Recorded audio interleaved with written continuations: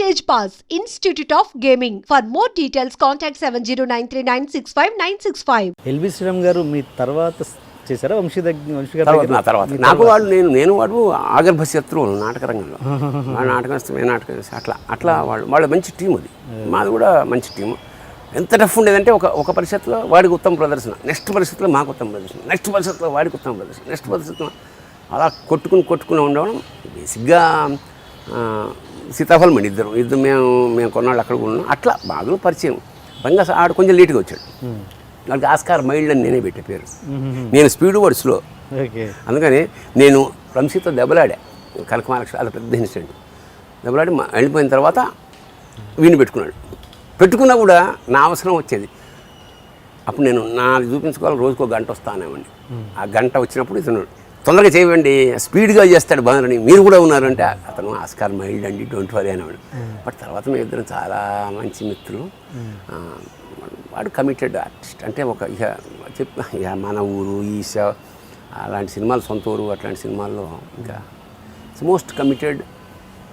వాడు limited artist, committed artist. వాడికి ఇంతే ఉంటుంది. అంతా చక్కగా చేసుకుంటాడు. బేసిక్గా వాడి గృహప్రవేశానికి నేనే ఫస్ట్ మ్యాన్.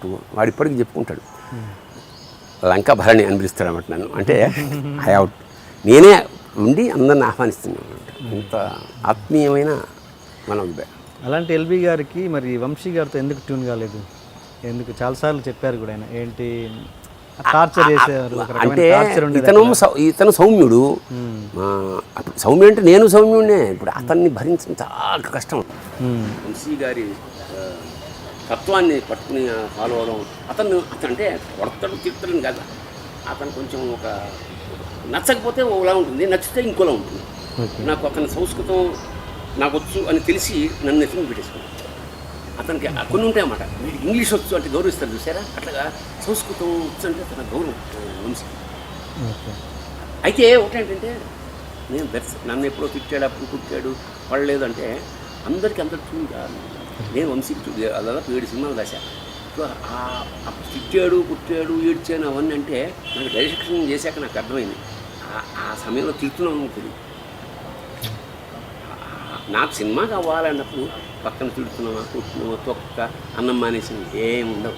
అది చాలా సినిమా ఇండస్ట్రీలో ఎదిగే క్రమంలో పరమ చిన్న విషయం. చూని కాకపోవడం అంటే నువ్వు ఇక మనం సినిమా ఈజ్ బేసిక్ అడ్జస్ట్మెంట్. జీవితమే ఫస్ట్ పాయింట్. అడ్జస్ట్మెంట్ లేకపోతే వాడు అతిగా ప్రేమించుకున్నవాడు 3వ రోజు విడిపోతారు. అడ్జస్ట్మెంట్ వాడు గ్రహించినప్పుడు నువ్వు తగ్గాలి. ఆ బేసిక్ అదే దాన్ని డైలాగ్ని మన సముద్రంలో డైలాగ్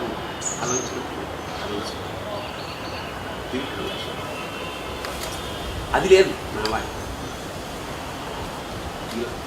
ఎలాగైనా బతికేయాలంటే ఇలాగే బతకాలనుకుంటున్నా అనేది ఎంతో లేదు. అలా బతకాలను ఎట్లుంటుందంటే దర్శకత్వం అనే చేసిన వాడు చేసాడు కాబట్టి దర్శకత్వంలోకి వచ్చాక ఈ తిట్టడాలు కీలకడి చాలా చిన్న విషయం అసలు మర్చిపోతాడు. తిట్టినప్పుడే మర్చిపోతాడు. అది మనం వీడు సెన్సిటివ్. ఇప్పుడు డక్కాముక్కీలు మరి అంత తినలే, అంత లిమిటెడ్ బ్యాచ్ కదా మనం. అంత బండా భయ కాబట్టి నన్ను నేను ఏడ్చి స్క్రిప్ట్ చిరిగిపోతుందని బాల్పెంతో మొదలెట్టా. దానికి ఏమంటారు? అయితే దట్ వాజ్ ఎ కంప్లైంట్ అప్పుడు. ఇప్పుడు కాదు.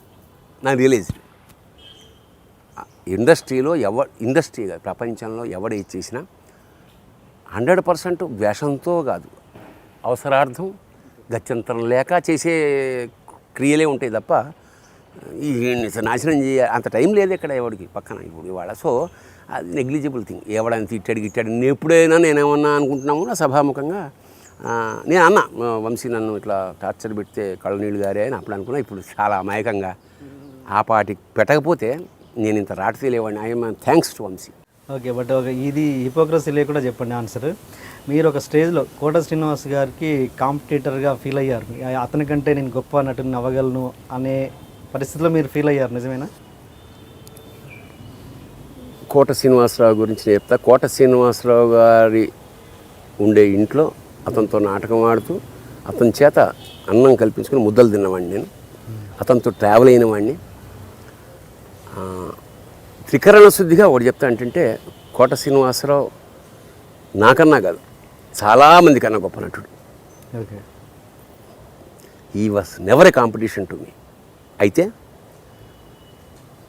నన్ను అతనికి కాంపిటీషన్గా చెస్ ప్లేయర్ లాగా అది పావు తీసి నన్ను పెట్టడానికి కొంతమంది ప్రయత్నం చేశారు. అది ఆయన బాధపడ్డాడు. స్వయంగా ఇంటికి వచ్చి నేను ఫ్లైట్లో దిగ్గానే ఇంటి ముందున్నాడు.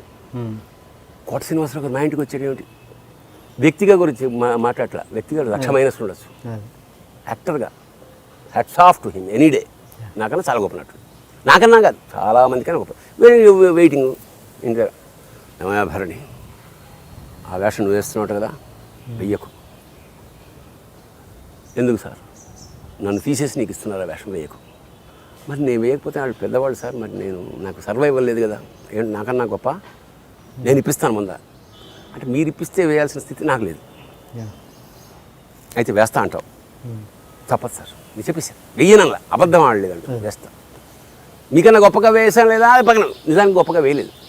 కోట శ్రీనివాసరావు వేసి ఉంటేనే ఆ సినిమా బాగుండేది. అంచేత కోట శ్రీనివాసరావు ఈక్వల్ కూడా చాలా రంగస్థలం కూడా మేము షేర్ చేసుకున్నాం. కోట శ్రీనివాసరావు నిర్బంధంగా ఎప్పుడు నాకు పోటీ కాదు, నాకన్నా మంచి నటుడు. ఎందుకు అది ఆ సినిమాలోంచి ఎందుకు వద్దనుకున్నారు కోట గారు? వాళ్ళకి ఏదో ప్రాబ్లమ్స్ వచ్చాయి, వాళ్ళ డబ్బా ఈ ఒక్కొక్క వ్యక్తి ఈడు అంటాడు, క్యారెక్టర్ అంటాడు. అది అతను వచ్చాడు, మీరు వేయాలి వేషం అండి.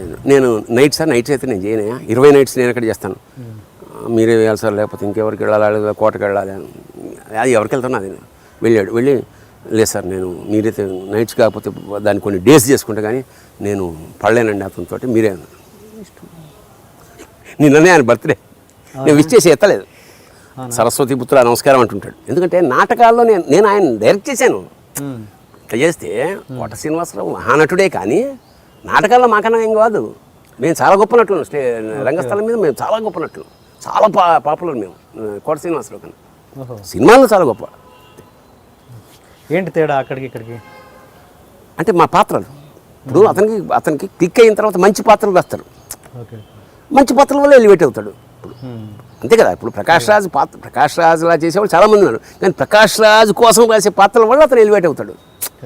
అది అంతే కెపాసిటీ ఉన్న పక్క వాళ్ళు కూడా రాణించలేరు, పాత్ర వీక్ అయితే, బలహీనమైన పాత్ర. మరి మీకు కోట గారికి ఇచ్చిన పాత్ర మీకు ఇచ్చారుగా, ఇప్పుడు ఏదైతే ఇప్పుడు సిచ్యువేషన్ చెప్పారో మీరు, అది నేను చేయలేకపోయా ఆ స్థాయిలో. ఆడు కొన్ని పట్లు ఉన్నాయి, కొంత గాంభీర్యం కొన్ని ఉన్నాయి, కొన్ని పట్లు నేను బాగా. ఇప్పుడు అతడిలో నా వేషం అతను చేయలేకపోవచ్చు కదా, యమనీల్లో వేషం అతను చేయలేకపోవచ్చుగా. అట్లా కొంతమంది కొన్ని పాత్రలు బాగా చేయగలరు, అట్లాగా ఎక్కువ పాత్రలు వాడు బాగా చేయగలరు. మన సెంటిమెంట్ నేను ఎక్కువ బాగా చేయగలను అట్లా, అంతే తప్ప. అండ్ మీ దగ్గర సుంకర రమేష్ అని ఒక డ్రైవర్ అప్పట్లో ఉన్నారు, ఆయన మీ దగ్గర ఉండి అంటే మేము చాలా బాగా చూసుకునే వాళ్ళని ఆయన్ని ఏంటి మీ దగ్గరే ఉండి ఇల్లు కొనుక్కున్నారు, కారు కొనుక్కున్నారు, ఆయన కూడా ఒక భక్తుడిగా తయారు చేశారంట వాడు. అంటే నాతో పాటు ఇట్సే అది ఒక ఇప్పుడు నేను మా రాళ్లపల్లి గారి ఇంట్లో ఉన్నప్పుడు నేను అన్నట్టు చాలా ఇంపార్టెంట్ విషయం ఏంటంటే, నేను సినిమాల్లో రావడానికి ఏమీ కష్టపడలే, చాలామంది కష్టపడతారు, నేను రాయల్గా వచ్చేసా. అంటే ఆ పడాల్సిన కష్టాలు ముందు పడిపోయాయి నాటకాల్లో. రాళ్లపల్లి గారు ఉన్నారు, ఎంజాయ్ చేశా, వేషాలు రైటర్ని అయ్యా, అసలు ఏమీ కష్టపడలే. పంపు కింద నీళ్లు తాగాను, ఇలా వెయిట్ చేశాను, ఏమి అబద్ధాలు, హాయిగా ఎంజాయ్ చేసి వదులుకున్నా. వద్దు నాకు వేషం, వద్దు నాకు సినిమా అనే స్థితికి నేను ఉన్నా. అలా మా గురువుగారు నన్ను చూసుకున్నారే అని మా సిస్టర్ని నేను అలా చూసుకోవడం ప్రారంభించాను. జనార్దన్ మా ఇంట్లోనే ఉన్నాడు, మా ఇంట్లో ఎవడైనా అసిస్టెంట్ చేస్తే మా ఇంట్లోనే ఉంటాడు. అలా నాకు 13 మంది 14 మంది అసిస్టెంట్స్ చివరి వరకు. అందులో అన్ని రకాల జాతులు వాడు ఉన్నారు, అది మళ్ళా చెప్పక్కర్లేదు. ఫైనల్గా ఇట్లాగే రమేష్, ఇంకో కుర్రాడు మా ఇంటికి వచ్చిన, నేను ఒక ప్రిన్సిపల్ పెట్టుకున్నాను, వాడంతటా వాడు వెళ్ళిపోవాలి తప్ప నేను దిగకూడదు.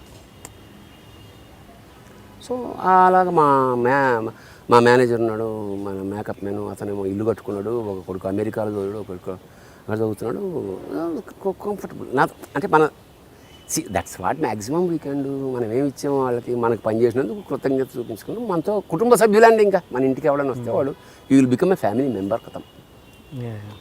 అంత కంఫర్ట్లో ఫీల్ అయిపోగలరు. ఒక మామూలు డ్రైవరు ఇల్లు కొనుక్కోవడము, కారు కొనుక్కోవడము, అది అంటే మీరు హెల్ప్ చేస్తేనేగా అంత. అవును సార్, అవసరాన్ని బట్టి చేసాము. పెద్ద ఉంది కదా, అవకాశం ఉంది కదా. చెప్పే కదా, ఇప్పుడు ఇంకా చేస్తా. ఎందుకంటే అప్పుడు 30%లో నాకు తెలియక వాడు 1,00,000 అడిగితే నేను 50,000 ఇచ్చానేమో. ఇప్పుడైతే 1,00,000 2 ఇస్తా. అదే అసలు నేను ఇవ్వడంలో ఉన్న హాయి నాకు నేను పట్టేసుకున్నా కదా, ఆ మజా వచ్చేసింది నాకు. అది అందరూ చేయమని చెప్తా.